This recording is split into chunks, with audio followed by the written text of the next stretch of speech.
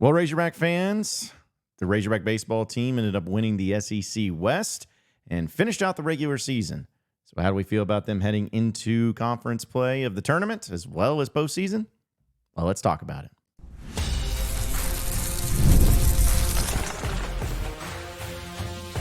You are Locked On Razorbacks, your daily podcast on the Arkansas Razorbacks. Part of the Locked On Podcast Network, your team every day. And welcome into the Locked On Razorbacks podcast. I am your host, John Nabors. I am also the host of the John Nabors Show, which you can catch every weekday afternoon from 4 to 6 on Natty State Sports and nattystatesports.com. These days, every new potential hire can feel like a high-stakes wager for your small business. That's why LinkedIn Jobs helps you find the right people for your team faster and for free. So post your job for free at linkedin.com/lockedoncollege. Terms and conditions do apply. Hope everybody had a wonderful weekend, as there was a lot going on, and I know we have to dive into a lot of the discussions of not only from the baseball side of things, but we get into some fun stuff here in the show too. But I wanted to start with the Arkansas Razorbacks, of course, winning the SEC West in baseball. They had to win one game in Texas A&M, and that's all they did was win one game. They lost the series, ended up getting beat pretty handedly in Game 3, but at the end of the day, all I really wanted to do was just to go down there and win the SEC West. It doesn't mean that you're like that's what you're excited about or that what you wanted to do from the get-go, but to be able to do what Arkansas has done this season and to win a division that's always really tough, it's something to at least tip your own cap to and, of course, feel good about it.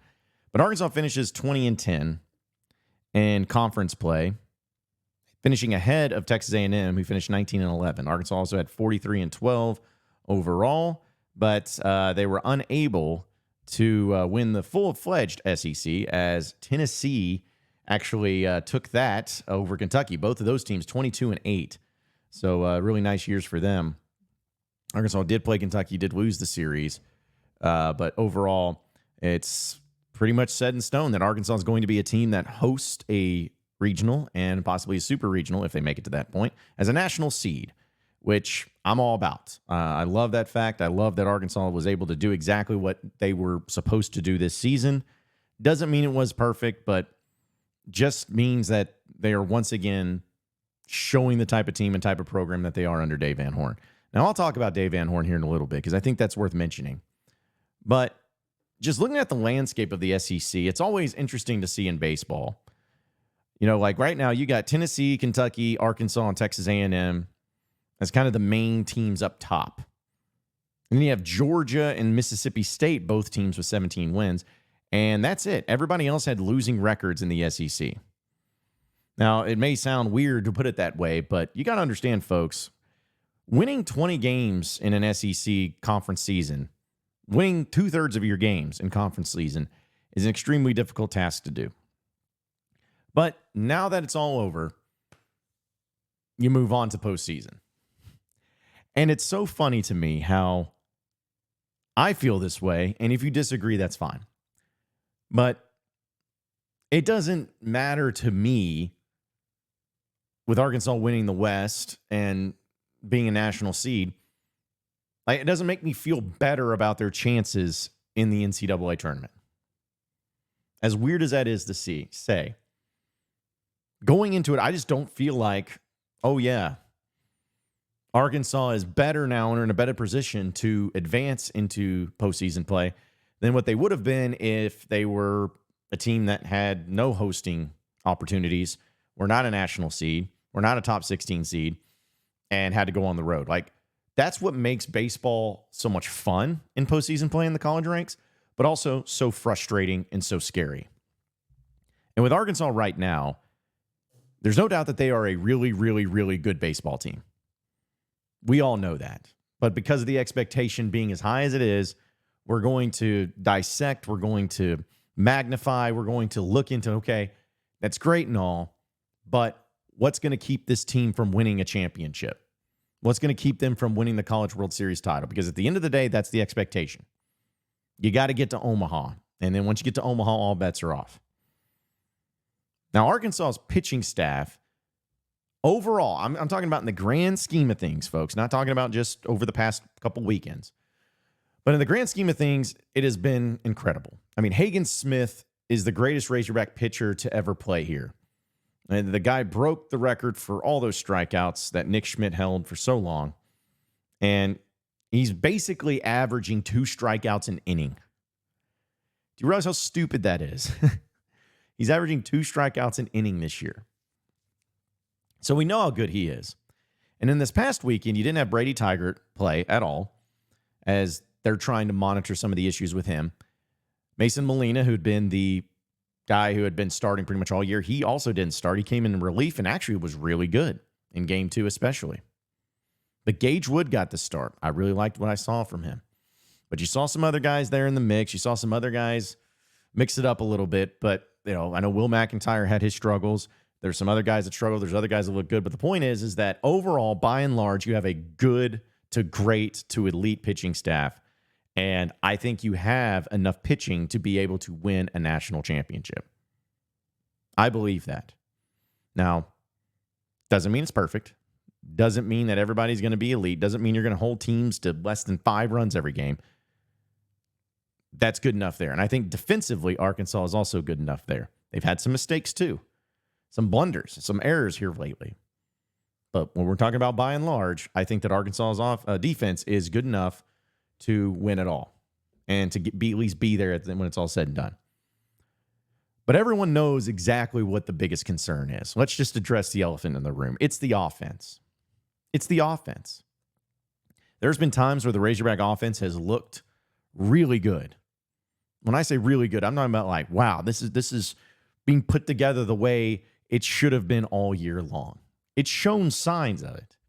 And it's done it against really good teams too. But then there's other times, like we saw on Friday, where you can't win if you can't score. That was the first time Arkansas had been shut out all season long, but how many times have we seen this team struggle to score runs, not just in general, but with runners in scoring position? That's what's the worst part about it. It would at least make sense. It would at least be a direct way of pointing to the problem if Arkansas just could not hit, if they couldn't get on base, if they just sucked when they're at the plate. Like, it'd be one thing, but they don't. They do get on base. They do get walks. They do get hits. They get doubles. They hit home runs. They do those things. But the problem is you never put them all together at once. You'll constantly have guys on base, runners at second and third, runners at the corners, whatever it is. Or, my favorite, seems like it happens way too often, you get a leadoff runner at first and then nothing. That's the thing that is most concerning. And we've talked about it. I don't know if there's just one clear-cut reason or one clear-cut answer to just make it all go away and be perfect. I don't think there is, honestly. But what I'm hopeful for this Razorback team is that they are able to do it just enough. Because now, at this point in time, that's what it's always going to be about. Doing just enough. It doesn't matter how you look anymore. It doesn't. We're not going to sit here and dissect every single postseason game to a T and saying, what's wrong with this team? This team is who this team is. We've seen them for however many games that they're at this point now, 60-plus games. We know what they are. So we don't have to dissect it anymore. Now it's about doing just enough, scoring just enough, getting just enough strikeouts, having just enough bullpen, having just enough everything. And at the end of the day, that's all that's going to matter. If Arkansas wins games 1-0, great. If they win games 12-11, great. I don't care. Now it's just about winning. But with the SEC tournament coming up, I know this whole adage of the team's going to go out there and we want to go 0-2 and barbecue and get back and home and get ready. I'd like to think that in theory that's a good idea. I don't want them to go all the way to the SEC tournament championship because I don't care about it, and I don't feel like there's anything good that can come from it. What's the positive that can come from it? But as long as they are doing and handling it the right way and getting enough of relief, enough of rotation, enough of reps to keep them fresh, to keep them focused and everything. Whatever it takes to get those guys' minds right for the regionals is going to be important. Last year, this team, we know that they suffered a lot of injuries, and they were still a national seed, still were the co-champions of the SEC, and they got bounced because TCU was just, for whatever reason, TCU knew how to score a lot of runs against Arkansas. Hopefully that doesn't happen this year. Hopefully Arkansas gets at least a decent, favorable matchup. But you just got to focus on those most important things right now. But still, it's been a fun season. I'm not going to complain about winning the SEC West and winning 20 SEC games. You're not going to hear me complain about it. But I do want to talk about Dave Van Horn here in just a second. But first, I got to tell you, folks, about LinkedIn Jobs. When you're hiring for your small business, you want to find quality professionals that are right for the role. And that's why you have to check out LinkedIn Jobs. LinkedIn Jobs has the tools to help you find the right professionals for your team faster and for free. LinkedIn is not just a job board. LinkedIn helps you hire professionals that you can't hire anywhere else or can't even find anywhere else. Even those who aren't actively looking or searching for a new job but might be open to the perfect role, they're on there. And in a given month, over 70% of LinkedIn users don't visit other leading job sites. So if you're not looking on LinkedIn, you're looking in the wrong place. On LinkedIn, 86% of small businesses get a qualified candidate within 24 hours. Hire professionals like a professional on LinkedIn. LinkedIn knows that small businesses are wearing so many hats and might not have the time or the resources to hire. And LinkedIn is constantly finding ways to make the process easier. Even launched a feature that helps you write job descriptions, making the process even easier and quicker. 2.5 million small businesses use LinkedIn for hiring. So post your job for free at linkedin.com/lockedoncollege. That's linkedin.com/lockedoncollege to post your job for free. Terms and conditions do apply.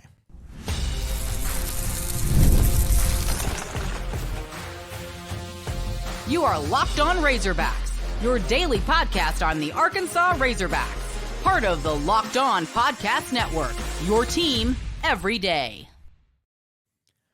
All right, so moving on into the next segment of the Locked On Razorbacks podcast, I want to talk about the greatness of Dave Van Horn. We know that as Razorback fans and covering the Razorback baseball team for as long as I have and as long as we've been talking about it and everything, y'all know exactly how awesome this dude is. He's achieved everything as a coach that you can in college baseball, except for the one thing, which we all know. But it's amazing how great he's had as a career. I mean, he's only missed postseason one time in his entire time as a head coach. But when I was looking through the recent seasons for Dave Van Horn, since that point in time of missing postseason in 2016, it's incredible. Dave Van Horn, folks, this is when I really started, it hit me in a different way. Since 2019, Dave Van Horn has had 4 seasons of 20-plus wins in conference play. 4. All right? 2020 season got canceled, so we don't count that one. And every other year, he had that, except for the 1 year in 2022 where he just had a mere 18 wins in SEC play. And if you want to take it another step further, since Dave Van Horn missed postseason play, he has never won less than 18 SEC games per year. He won 18 in 2017. He won 18 in 2018. He won 20 in 2019, 22 in 2021. He won 18 in 2022. He won 20 in 2023, and he's won 20 this year. The lowest that Arkansas has finished in the SEC West, which I know some of you may roll your eyes and get upset by this fact, but the SEC West that has had 3 national champions from the division alone during that span with Ole Miss, Mississippi State, and LSU, Arkansas has never finished lower than second in the SEC West. Second. Now, you're probably like, well, that's impressive, John. That's impressive. Yeah, it is impressive. You know why? Because up until 2019, Dave Van Horn never won 20 games in SEC play. In fact, up until 2018, He had only finished first in the SEC West 3 times at Arkansas. 3. So I say all that to say this, that this right now, Arkansas is the premier, the program in college baseball and has been over the past 7 years. The only thing they're missing, as we know, is that national championship. If they had the national championship, then it wouldn't even be a question. It wouldn't even be a question because there are teams that have even won titles who have not had the run that Arkansas and Dave Van Horn has had over the past 7 years. You look at like Ole Miss. They've had bad years, even though they won one. Mississippi State, bad years, even though they won one. LSU's bad year this year, even though they won one last year. Vanderbilt, Florida, teams that have had bad years. Arkansas has not. Arkansas has not. And I say all that not to just blow smoke up Dave Van Horn's rear end because he doesn't need me to do that. I say that because you have to understand just how good of a baseball program you have at Arkansas. It's the best. Missing the title, I know. So chill out, all you other fans of other fan bases. I know. But when it comes to the consistency, where Dave Van Horn is literally averaging 20 wins a season in conference play over the past 7 years, worst finish being number 2 in the West, you got something special. You got something great. And so kudos to Dave Van Horn. And hopefully he continues to build it the way that he can just finally get over the hump and win a title. Hopefully it's this year. Because I'm telling you right now, folks, I've said this before, and I'll say it again. It is my belief that if Dave Van Horn was to win the title this year, he would officially step down as Razorback head coach because he had accomplished it all. He would step down, he'd end out on top, and Tony Vitello would be your coach the next day. That's all I'm going to say.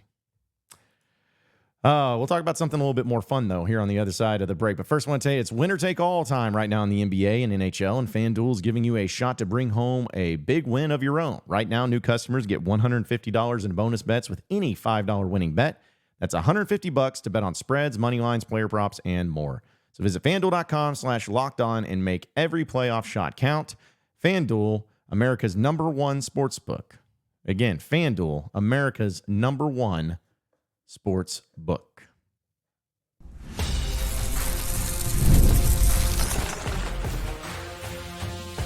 You are Locked On Razorbacks, your daily podcast on the Arkansas Razorbacks, part of the Locked On Podcast Network, your team every day.